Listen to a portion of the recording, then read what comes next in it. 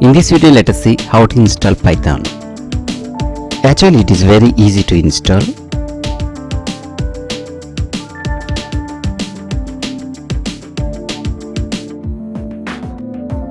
First, open python.org website and select downloads.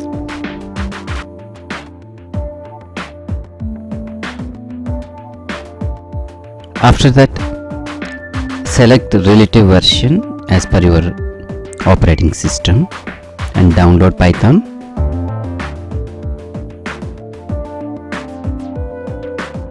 Right click on downloaded file and click run as administrator. Here one important thing you need to know.